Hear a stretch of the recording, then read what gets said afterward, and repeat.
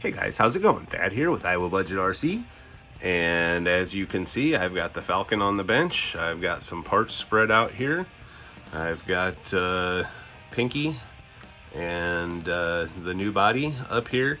I did add some of the period correct decals to Pinky just because I thought it looked better, and with some numbers and some stuff on there. So yeah, that looks kind of cool. I made it 66 just like the black body. But anyway, so it's time to start tearing into the bulkhead on this thing. And so obviously caster blocks broken on this side. This one I believe is cracked, but and then we got the broken shock tower here. This one I thought was good, but it is broken also. So I've got shock towers. I've got the yellow piece that goes back here for mounting your battery pack. I've got a new gearbox cover. I'm gonna dig out the nicest of the back gear case covers. I'm not going to do anything with the gear case. The gear case actually feels really good in this thing. And so there's no wheel adapters on there. They're actually down here too. So basically I'm going to start with the front end and I'm going to get it all buttoned up. The motor I'm going to put in it, I've got a 540 Tamiya Sport tuned over there. That should be plenty for this. And I've got the, I think it's 18 tooth pinion for it. But yeah, so I'm hoping I can get these tires. These tires aren't glued onto the wheels, and I've actually got a nicer set of wheels that I'm going to use, so I don't have to worry about trying to get the red paint off of these. So yeah, but we're going to start with the bulkhead. Here's one of the big problems. It's got these what I would call furnace sheet metal screws, just like they would use on putting your furnace together or your ductwork. So I hope that those holes are not too bad, and I guess we will see. Maybe I can use a longer self tapper to get down through into the bulkhead and just have them get close but not meet in the middle. I'm not worried about the bulkhead breaking off anymore because I've got this CRP chassis brace here. I've got new screw pins. I've got a screw bag here. I've got bearings. Basically, I've got everything I need. Here's the caster blocks that Will Thompson made for me. This is probably the best set out of the ones that he sent. And as you can see, my die job ain't quite the yellow that I was looking for, but it'll work. So anyway, I'm going to start tearing into this thing and I will bring you back. All right, so I've got the bulkhead taken off, and there's a little bit of damage in this area here, but where the actual screws go is going to be okay. They just had these screws to where the self tapper part was just started in there, just holding them. So thankfully they didn't go any farther than that and you know, crack these mounts here. Does have a Futaba servo in there, and there you can see the other side is in good shape. And so for now we're going to set the chassis off to the side, and I'm going to start tearing into the bulkhead. Basically we're going to have to replace the shock towers, the caster blocks, and take the shocks apart, clean them up, and put new oil in them, get rid of those stupid hose clamps, and hopefully that didn't put too much stress on the springs and make them weak. So you can see the servo sabers there and in good shape. So should be a fairly straightforward rebuild here. Like I say, if I can help it, we're not going to tear into the gearbox because all of this stuff works and feels really good. So if I don't have to, I'm not going to. I will take the shocks off and rebuild those. They work, but you can definitely hear them. They're kind of leaking a little bit, and I do have O-rings, so that should be all we need. I've got some Traxxas shock oil here, and then I've got another one of these pieces that's in much nicer shape. So yeah, this is gonna be a fairly easy job, I think. Don't want to count my chickens before they're hatched, I guess, but I'll bring you back when I've got the bulkhead ripped apart. All right, so I got the shocks out, but I'm gonna have to be really careful putting this back together, because both A-arms, or both sets of A-arms, have a crack. You can see that one pretty well. I think there's one on the bottom side on this one, or maybe it's this side too. But anyway, A-arms are cracked. I don't have A-arms. That's the one thing that I don't have.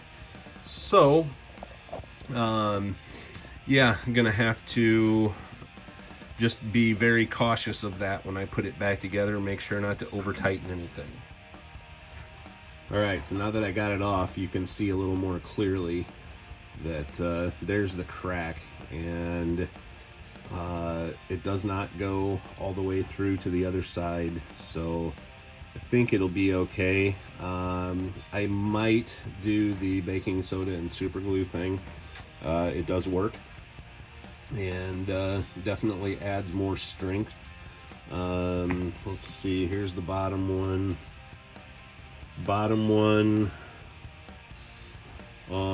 This one is not cracked. And then this is the side that had the broken one, and it was super glued together, and at one point they tried super gluing it and that did not work. Or super gluing the caster block, I should say, not the A-arm, but it's got a bit of a crack in it too. So yeah, I think I'm going to do the baking soda and super glue thing just to add some extra strength. And so next step, I'm going to get these shock towers off of here, but I got a customer coming over to the house to pick up one of his guitars, and so I got to pause in my recording for a little bit. All right, putting the first of the two shock towers back on. And one thing, you probably saw I had my power screwdriver out. One thing I can tell you is it's okay to take them off with a power screwdriver, but it's best to put them on with just a regular manual screwdriver, and always go backwards first until you feel a click, and then forwards. Because if you don't do that, then you're cutting new threads, and you don't want to do that because the threads have already been cut in this old stuff. Most of you probably know that, but I thought I'd include that because somebody might be watching this that's restoring a Falcon for the first time. All right, got everything in the front bulkhead ready to go back together. Got the new shock towers on, got the holes reamed out in the 3D printed caster blocks. Got new pins laid out for those. Here's one of the old pins, and this is exactly why I'm replacing them. You can just see the wear marks, and all of the pins in the whole car are like that, so might as well replace them, right? So I did get the shocks cleaned up and found some real collars to go on them. Those are from Traxxas, from Grayson's Bigfoot, I believe. But they both work like they should, and so yeah, this thing's about ready to go back together. Oh, I got wheels cleaned up. They're not perfect, but these are the cleanest set that I have, and they're a little bit fuzzy around the edge. I tried to file and sand it off as best as I could, but they are nice. So I got fronts, and I've got rears. You can still see a little bit of the furry stuff on there. I'll have to get that off. But I'm going to use these aftermarket tires because I think they're just freaking awesome. And they're like brand new, except for the rims being horrible. So that's what I'm going to use. And here's the front spikes, and these are awesome too. And that is, it looks like it's glued on, but it's not. And if it is, it's not CA glue, so that should clean right off of there, and everything should be good to go. So now comes the time to start getting everything back together, and I will bring you back when that process starts. Alright guys, it's coming right along. One thing I did do was made sure that I didn't over tighten these, and basically they're just till this touches, and that's about it.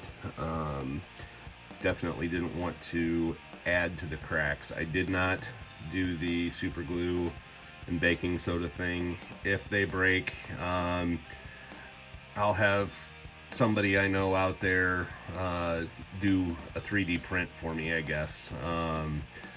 Got the shocks fitted in there. The top bolts I did use new hardware on, but I used the old nuts because I didn't have any lock nuts of that size anymore, so I just used the flange nuts that came with it, but did use hex hardware on that. I didn't have any hex hardware for the bottom shock bolt, but what I did have was the old pins for the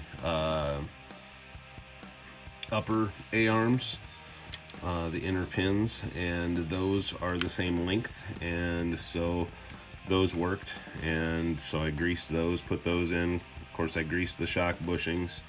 Everything's nice and smooth. So now I'm going to go ahead and get the caster blocks put together and get those on, get the hubs on to the caster blocks and whatever, and yeah, I will bring you back. But I'm loving it. I'm ready to be running a Falcon. Well, it's a good thing Will printed a bunch of these up for me, because this one decided to crack before the screw was even all the way down for the spindle. So I'm going to try another one, and if that don't work, then I guess I'll pick out some of the white ones that I didn't dye. But yeah, stuff happens. You know, it's 3D printed. Don't always know how strong it's going to be. So no fault of Will's, no fault of mine, just the 3D printed material. So anyway, well, I've tried a few of them now, and seems they all want to crack. Right on that spot, right there. The pin's still going to be through there. I'm going to put them in. It's not like I'm going to run this car hard, and I'll look for alternative options, I guess. Again, it's not Will's fault. It's not my fault. It's just the 3D printed material sometimes does that. Yeah. I'm going to continue and putting it back together. Like I say, it shouldn't be that big a deal if I do find some other options. So I don't know, maybe printing them out of some different material we can try or something. I don't know, but yeah, it's going back together regardless. All right, guys, and we got the bulkhead back together. Shocks work nice and smooth. Steering goes back and forth nice and smooth. I mean, it would if the servo saver was hooked how it's supposed to be to a servo. Did put a little bit of extra grease in here just to kind of try and help. And yeah, so again, what I did, I don't even know if you can see it, it's cracked there. This one didn't crack all the way through. This one barely cracked. So I took the best ones that I could out of the ones that I tried, and got them to work. Like I say, I'm not gonna run this thing hard. It's more of a shelf queen, you know, kind of like, I don't know, I'll run it once in a while, but I'm not going to run it hard and heavy. So anyway, all right, check those out. Those look awesome, don't they, compared to these that are covered in partially in red paint and are way more chewed up on the edges. So yeah, this was my best set of wheels that I put on here, and they cleaned up pretty darn well. I put brand new Team JB sealed bearings in there, and if anybody knows what these spikes and these cool looking tires are, please let me know. They're very soft. They're not dry rotted or cracked or anything. They barely fit on the rims, honestly. I don't think they were made for these wheels. I think maybe they were made for like an Associated or Losi or, you know, something like that, but they work, and they're vintage and they look really cool. So also got I'm gonna ditch this thing. I'm not gonna use it. I will use that on something else. If I get a Blitzer Beetle or, you know, whatever, I'll figure that out. I'll use that for something else. But got the bumper ready to go on. I replaced the sticker here, kind of cleaned up the bumper. One thing I did do that I kind of wish I wouldn't have was put a little bit of matte clear over the bumper itself. I thought it would help kind of cover up the scratches, but it actually accentuated all the scratches in it. But hey, whatever, it is what it is. I can always find a different bumper. But yeah, so now the bulkhead is 100% ready to go on. I am going to test the servo before I put it back together, because I'd hate to get this thing all back together and then have to pull the dang thing back apart to replace the servo. And I'm kind of thinking I'm gonna do another video on going through the rear transmission. I wasn't going to, but last night I was just looking at it, and there's just some oddities to it. But also, it's got, I don't know if you'll be able to see this very well. Let me try, does that help? Kinda. This thing has like hexagonal or octagonal dog bones in it. And also, the reason I decided to take this thing apart is, look at all that in play there. Something ain't right with that. But anyway, these dog bones, they look like they're brass. So, or at least some sort of metal. They're not plastic. So I think that's kind of an oddity. And I'll judge them by how they look when I take it apart and check them out. But yeah, so anyway, I'm not going to put the bulkhead back on yet, so I'm going to end the episode here. I'm going to start looking into the rear end there. Got everything else ready to go, and it will all just pop back together. I'm also thinking, I've talked to a few people who are Falcon people, and they said to drill completely through here and use a long 3mm and put a lock nut on the end of it to tie the bulkhead in. So I may do that. My favorite hobby shop is not open tomorrow, but I may go check the other one, even though the guy's kind of a jerk, and get me and Grayson out of the house for a little bit. But yeah, so anyway, guys, that is that. Look at that, those beautiful bodies up there. So anyway, guys, thanks for watching. Have a great day. Don't forget to hit that like and subscribe, and check out our web store, iwillbudgetrcbashers.com. Pick you up some merch. Have a great day.